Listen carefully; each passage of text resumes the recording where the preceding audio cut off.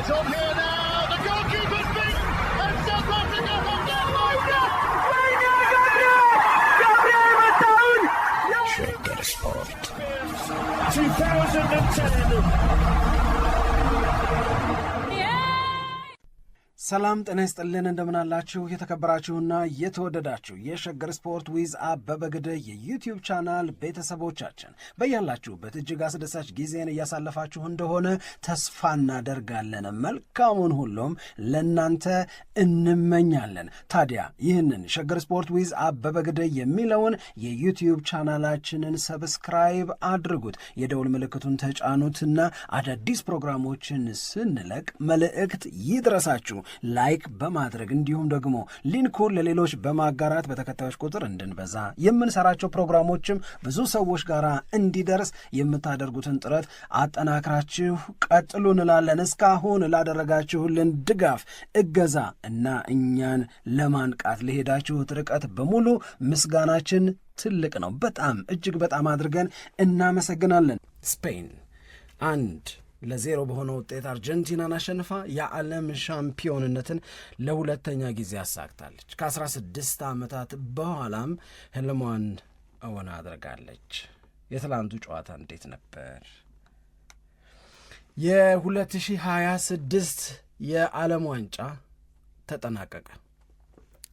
ስፔን ሻምፒዮን ሆነች። አርጀንቲናና ሊዮኔል ሜሲ ተሸነፉ። ደስ አይሉም ነበር። መጨረሻም ላይ ያደርጉ የነበረው ነገር ደግሞ ያስጠላል። ስለ ሁሉም እንነጋገራለን፣ ሁሉንም እናነሳለን። እናውራ፣ እንነጋገር። ስፔን የዓለም ሻምፒዮን ሆነች። የ2026ቱ የዓለም ዋንጫ ከመጀመሩ አስቀድሞ ሊጀመርም ጥቂት ጊዜያቶች ሲቀሩት ስፔን የዓለም ሻምፒዮን ትሆናለች፣ ይህንን የዓለም ዋንጫ የምታሸንፈው ስፔን ናት የሚል ግምት ሲሰጥ ነበረ። አንደኛ ግምት ለስፔን ነው፣ ሁለተኛ ለፈረንሳይ ነው፣ ሦስተኛ ለእንግሊዝ ነው፣ አራተኛ ለአርጀንቲና ነው። የሌሎቹ ቦታ ተዘባርቆ ሊሆን ይችላል። የአርጀንቲናና የፈረንሳይ በጣም ትክክል የተገመተው ግን የእንግሊዝ እና የስፔን። ስፔንም አንደኛ ሆናለች፣ አርጀንቲናም ሶስተኛ ማናት፣ እንግሊዝም ሶስተኛ ሆናለች። የዋንጫውን ጨዋታ የትላንትናውን ምሽት በተመለከተ ግን ስንናገር አንድ አጋጣሚ ወደኋላ እንድንመለስ ያስገድደናል። ወደኋላ የምንመለሰው ስፔን የዓለም ዋንጫን ለመጀመሪያ ጊዜ ያሸነፈችው ደቡብ አፍሪካ የዓለም ዋንጫን ባዘጋጀችበት የመጀመሪያው የአፍሪካውያን የዓለም ዋንጫ መስተንግዶ በነበረበት በ2010 ነው። ያኔ በ2010ም ስፔን 1-0 በሆነ ውጤት ነው ያሸነፈችው። ያኔ በ2010ም ስፔን 1-0 በሆነ ውጤት ስታሸንፍ ኤክስትራ ታይም ላይ ባስቆጠሩት ጎል ነው 1-0 በሆነ ውጤት የረቱት። ትላንትም የሆነው እንደዛ ነው። ስፔን 1-0 በሆነ ውጤት አርጀንቲናን አሸንፋለች። ያሸነፈችውም ደግሞ ተጨማሪው ደቂቃ 30 ደቂቃ ውስጥ 106ኛው ደቂቃ ላይ ጎል አስቆጥረው ነው ስፔን 1 አርጀንቲና 0 ሆኖ የተጠናቀቀው። የእውነት ለመናገር ይህንን ጨዋታ ስፔኖች እንዲያሸንፉ የረዳው ተቀይሮ የገባው ፌራን ቶሬስ በጣም ጥሩ ከሚባሉ ተጫዋቾች መካከል አንዱ ነው። የስፔንም ጀግና ሆኗል ትላንትና። የአርጀንቲናውያን ፍላጎት በጨዋታው ላይ ምንድን ነበረ? ምንድን ነው አርጀንቲናውን ሀሳባቸው የነበረው የሚለውን እንድናነሳ ያደርገናል። እውነት ለመናገር አርጀንቲናዊ ብሆን እኔ ወይም የአርጀንቲና ደጋፊ ብሆን ከማላዝንባቸው ሽንፈቶች መካከል አንዱ ይሄ በስፔን የደረሰው የ1-0 ሽንፈት ነው የሚሆነው። ምክንያቱም the difference was visible፣ ይታይ ነበር ልዩነቱ። የስፔን ኃያል መሆን፣ የስፔን በጨዋታው ላይ የነበራት ብልጫ፣ የአርጀንቲና ምንም ማድረግ አለመቻል በጉልህ ይታይ ነበር። ሁለቱ ኳስ እግር ስር ስትገባ የስፔን ተጫዋቾች ጋር ምን ያህል እንደምታምር፣ ምን ያህል እንደሚያንሸራሽሯት፣ ምን ያህል እንደሚያሽሞነሙናት ታያለሽ። የአርጀንቲናውያን እግር ስር ስትገባ ደግሞ ምን ያህል ቶሎ ቶሎ እንደምትበላሽና እንደው የተወሰነ ጊዜያትም ይዘዋት ከቆዩ የእውነት ለመናገር ዓላማ ቢስ ቆይታ ነው የሚሆነው። ወደ ስፔን የግብ ክልል የሚፈጥን የሚንደረደር የግብ ሙከራ የሚያደርግ ኡናይ ሲሞንን የሚፈትን እንዴት አዳነው ምናምን የሚያስብል ለአርጀንቲናው ግብ ጠባቂ ለኤሚሊያኖ ማርቲኔዝ የምትሰጩን አይነት አድናቆት የጉብዝና ምስክርነት ምናምን ለኡናይ ሲሞን መስጠት የምትችበት ምንም አይነት ምክንያት የለም። ምክንያቱም የአርጀንቲና ብሔራዊ ቡድን ተጫዋቾች በዚህ የስፔን ግብ ጠባቂ ላይ ያደረጉት አንድም ኢላማውን የጠበቀ ሙከራ የለም።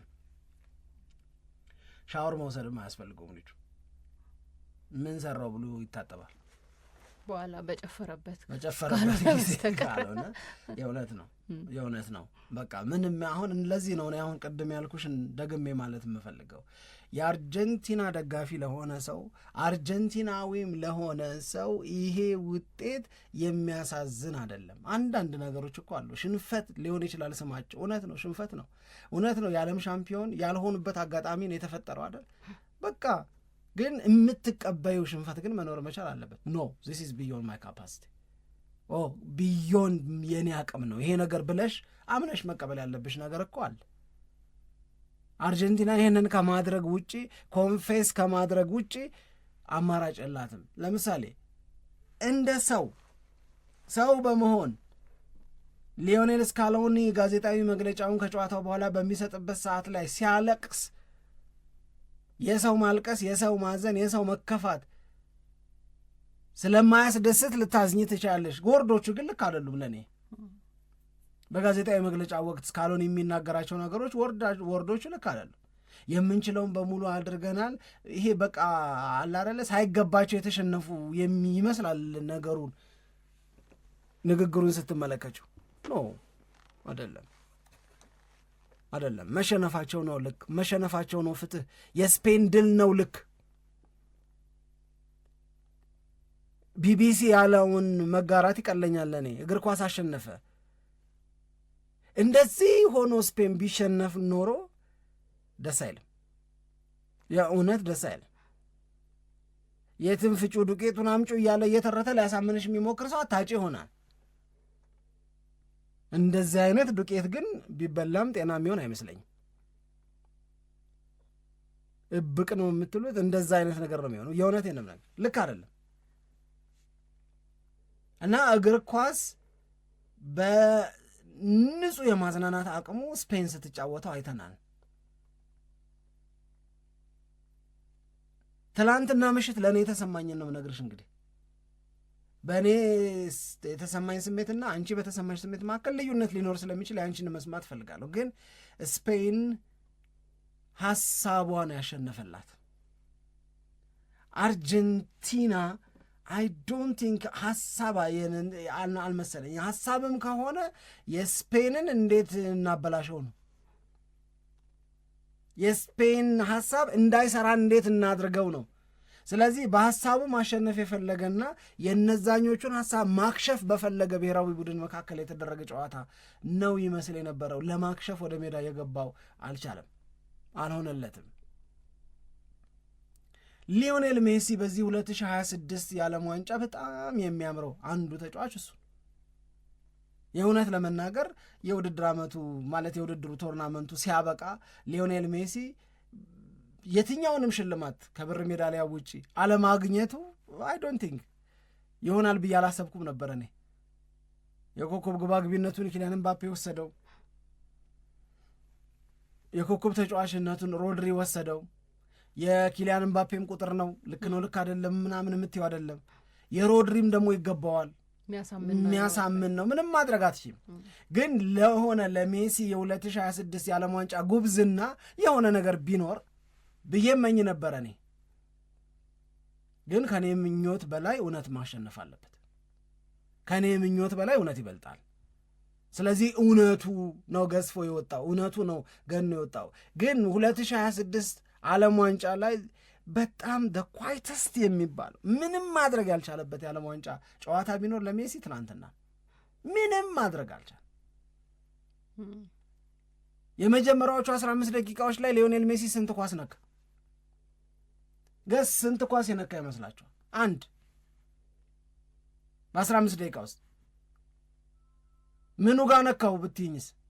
ጨዋታው ሲጀመር ማስጀመሪያዋን ፈርስት 15 ሚኒትስ ላይ ሊዮኔል ሜሲ አንድም ኳስ አልነካ።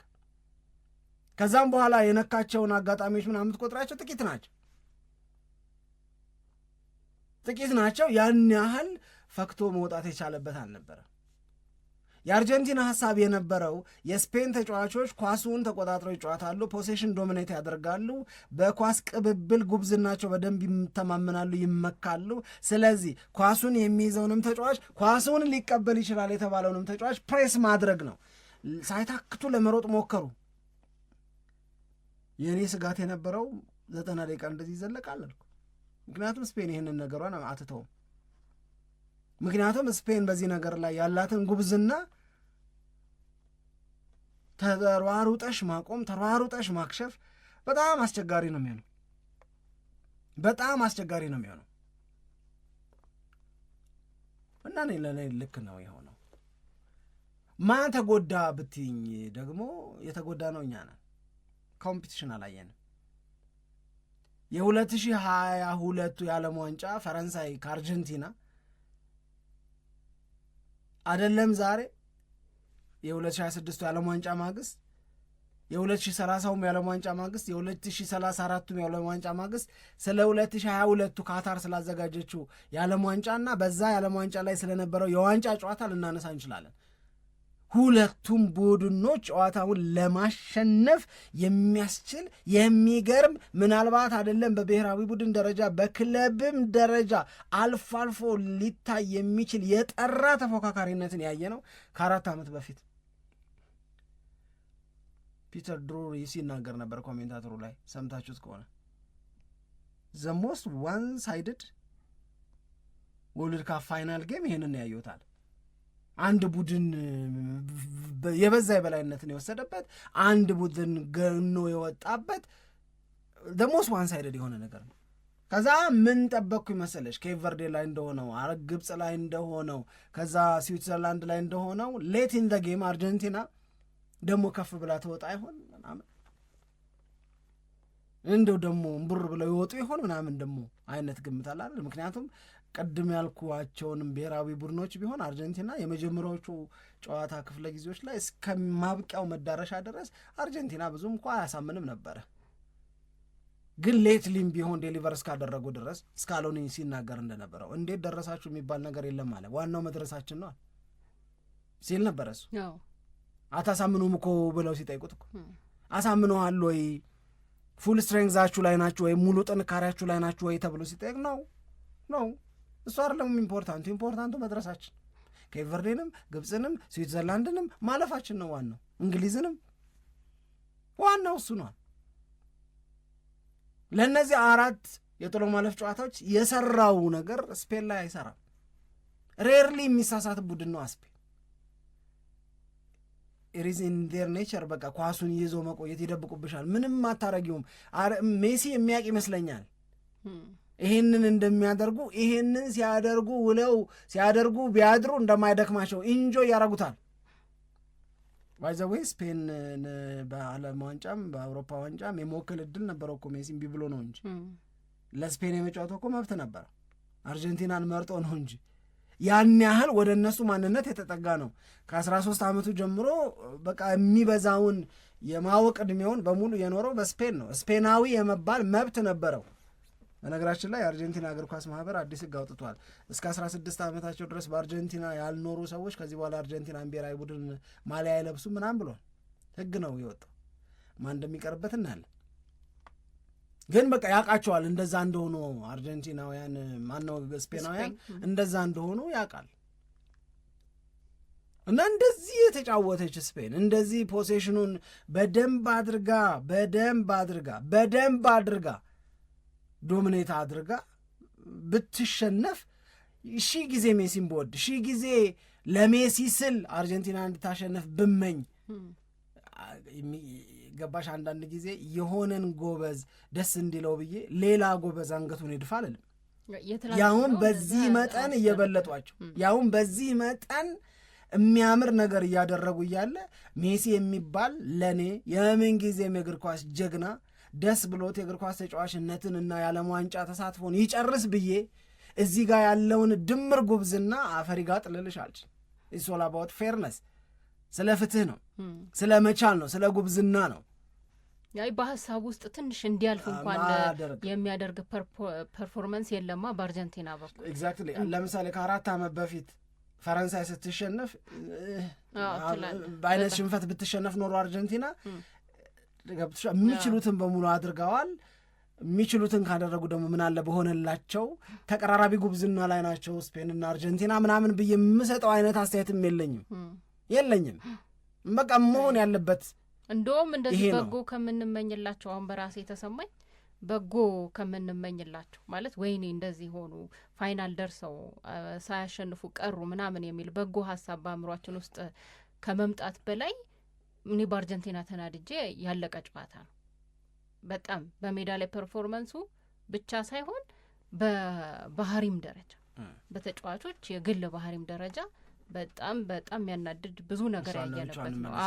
ብዬ ነበረ። ልክ ነው። እንደውም አትሌቲክ ምንድን ያለው የአርጀንቲናውያንን ቆሻሻ ተግባር ምን አመጣው የሚል ርዕስ ስለተሰጠው አንዴ ኳሱን እናንትኑን እንጨርስ ብዬ ነው እንጂ ይህንን ቆሻሻ ስራቸውንማ ለብቻው እኮ ማንሳት ይገባል። በጣም ግዴታ ነው። ያውን ከነስሙ አሁን እነሱ እንዳሉት ቆሻሻ ነገር ነው የሚያደርጉ የነበረው። ምን አመጣው እንደዚህ አይነት ጉልበተኝነት? በጎ ነገር ልክ ነው። አሁን በጎ ነገር በአእምሮ እንዲያልፍ እንኳን አላደረጉም ተጫዋቾቹ የሚለውን ነገር ለማንሳት ፈልጌ ነው። አክቹዋሊ ምንድነው መሰለሽ ጸባይኛም ቢሆኑ አልመኝላቸውም። ምን ይሆናል ለመናገር ጸባይኛ ሆነው የስፔንን ድል አምነው ኮንፌስ አድርገው ሰለብሬት ሲያደርጉ ስፔናውያንን ኮንግራትስ ብለው ምናምንም እንኳን ቢሆን እኔ ምዳኘው ይሄንን ነገር በጸባይ አይደለም፣ በባህሪ አይደለም፣ በምን አይደለም። ይሄንን ራሱን ችሎ ነው ምዳኘው። ሜዳ ላይ በነበረ የእግር ኳስ ጉብዝና ስፔን በትክክል ይገባታል።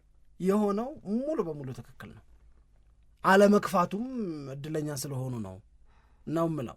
አንዳንዶቹ ነገሮች እኔ የምልሽ አሁን ለምሳሌ እኔ አርጀንቲናና ግብጽ ሲጫወቱ ዳኛ ለግብጽ አዳልተዋል የሚሉ ሰዎች ጋራ ምንም ስምምነትም ህብረትም የለኝም።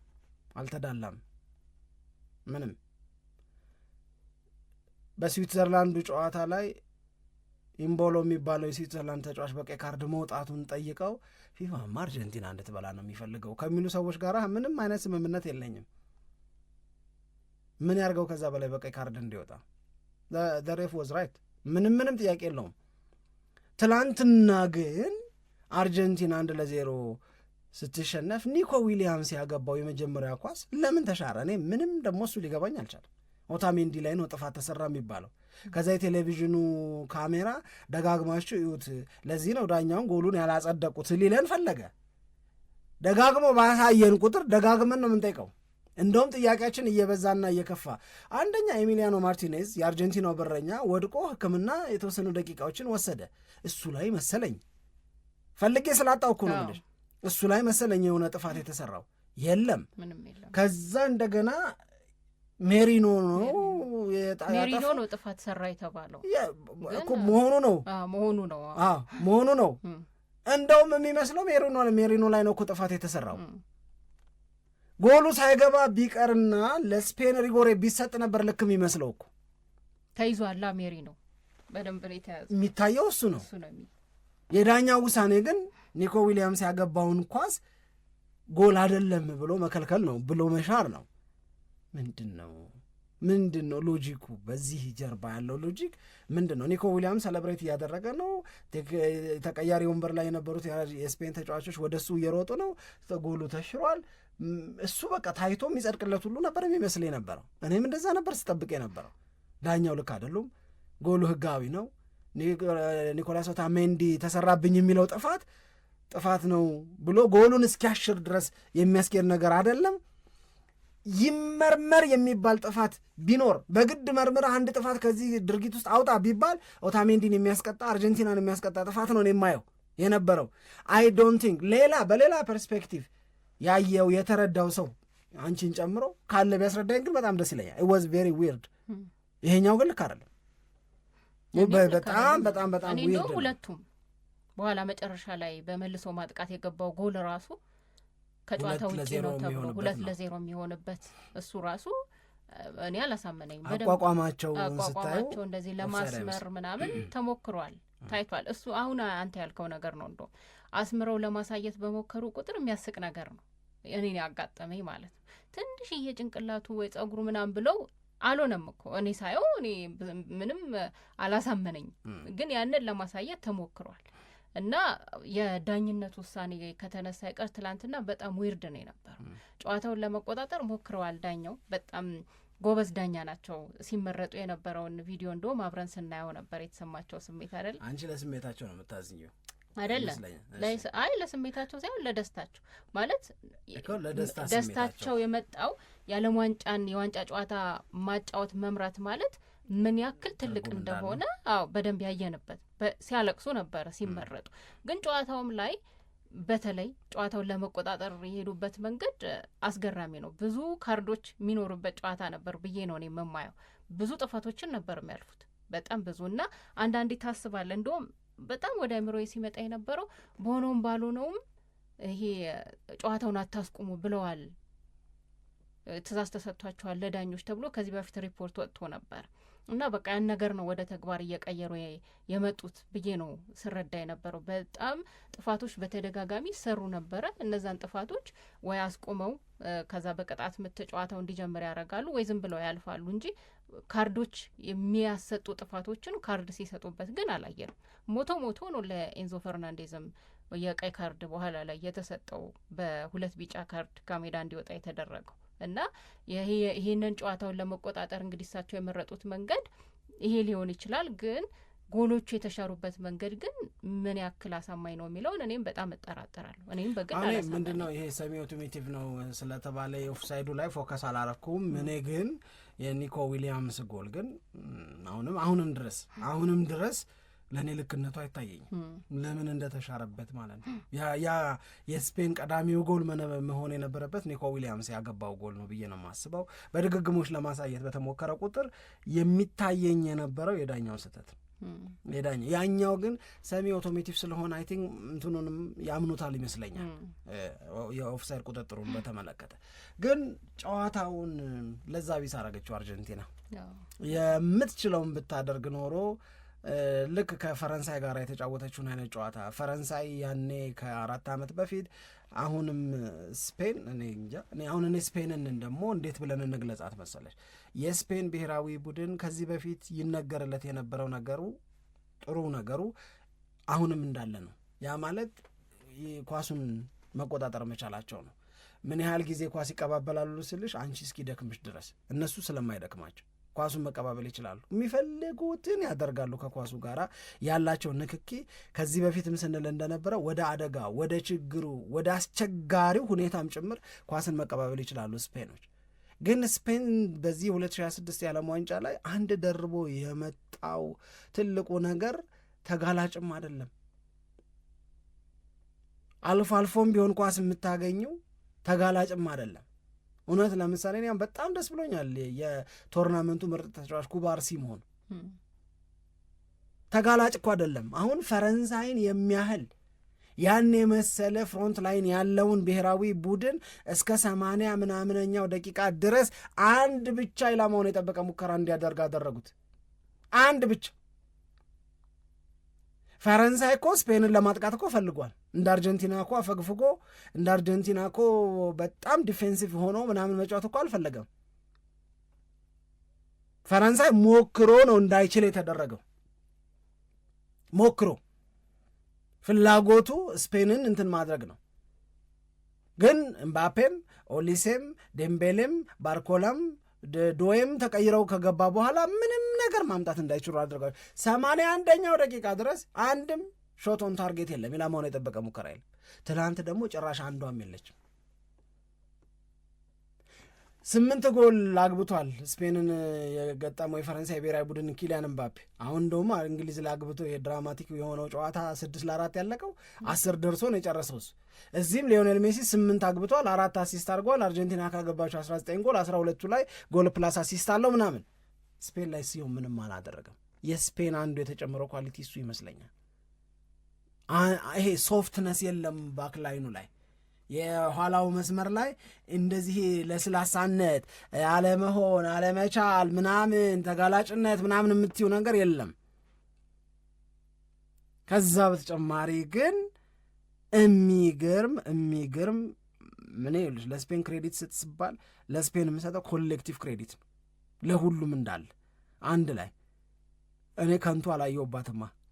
ምንም ማረጋግጥ ሁሉም በየሚናው በየቦታው ላይ ኳሷን በደንብ መጫወት የሚችል ነው።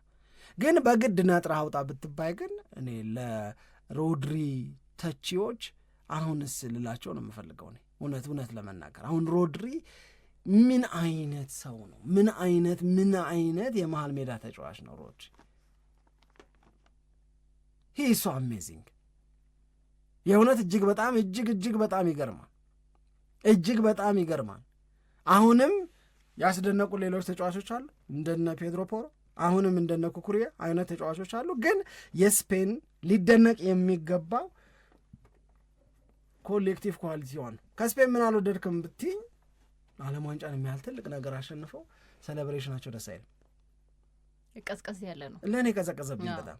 ይሄ በጣም ደጋግመሽ ያሸነፍሽውን ይሄ ዋን ኦፍ ኖርማል ቲንግ ሃፕንስ ቱ ዩር ላይፍ አይነት ነገር አለ አይደል?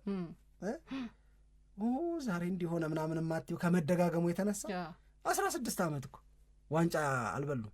4 ዓለም ዋንጫ ማለት 16 ዓመት ብዙ ነው። አንድ ያዥልኝ 2 ብራዚል 5 የበልታለች፣ ጀርመን 4 የበልታለች፣ ጣሊያን ከነሱ በላይ የበሉ አርጀንቲና ምናምን አሉ። ለዓለም ዋንጫ ገና 2ኛ ድላቸው ነው። 2 በይልኝ። 3ኛው ላሚን ያማል የእሱ የመጀመሪያ የዓለም ዋንጫው ነው አት ዘ ኤጅ ኦፍ 19። ይሄ ከዋንጫው ጋር አብሮ ፎቶ መነሳት፣ በዋንጫውን ይዞ ሴሌብሬት ማድረግ፣ የድሪም ካም ትሩ አይነት ስሜት፣ ይሄ ልጅ በመሆን አላስነካ የሚል ምናምን ነበር የመሰለኝ እሱቴ ደበስበስ ያረጋትና ይሰጣቸው በኋላ ላይ እንደውም መሀል ላይ ቁጭ አረጓትና እሱና ኒኮ ዊሊያምስ በዓለም ዋንጫዋ የሆነ ጨዋታ ተጫወቱ፣ ነካውሽ በላውሽ ምናምን የሚል አይነት ነገር የአይነኳትም ለመንካት እየሞከሩ ምናምን የሚመለሱት አይነት ነገር አደረገ እንጂ እኔ እንደዚህም ሲኮን እኔ አምሶ ሶሪ ግን ደስ አይለኝ።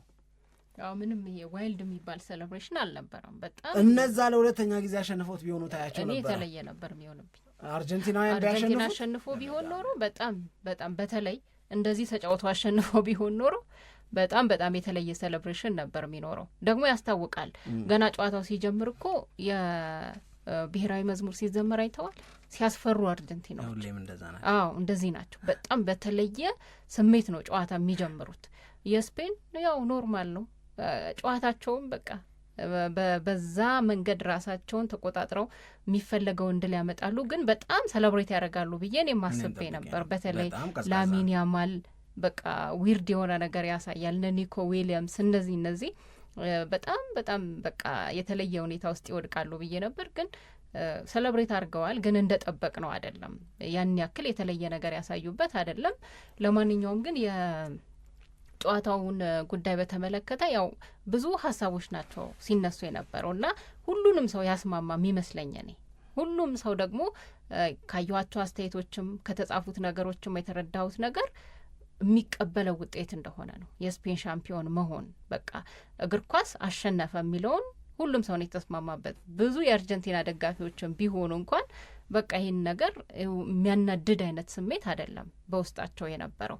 ለምሳሌ ስፔን ያው ፈረንሳይን አሸንፋ ከውድድር ስታስወጣት የተቀበልነው አይነት ነገር ፈረንሳይ በደንብ ተጫውተዋል ከአርጀንቲና በተሻለ፣ ግን ስፔን ደግሞ ከዛ በላይ ስለነበረ በቃ ብለን የተቀበልነው ነው። አሁንም የትላንትናው ጨዋታ ላይ የነበሩትም ነገሮች በዛ መንገድ ለስፔን ሁላችንም እንድናጨበጭብና እንድንቀበለው የሚያስገድድ ነው።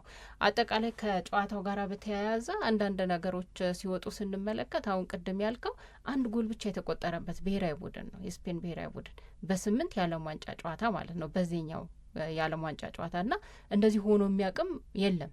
1 ጎል ብቻ ነው የተቆጠረበት። በጣም የሚገርም ማን ያገባበት ውጤት ነው የተመዘገበው ከቤልጅየም ጋር ሲጫወቱ የነበረው ማለት ነው። ከዛ ሜሪኖ ገብቶ ጨዋታውን አሸንፎ እንዲወጡ ያደረገው ይሄ አንድ የሚነሳ ነገር ነው።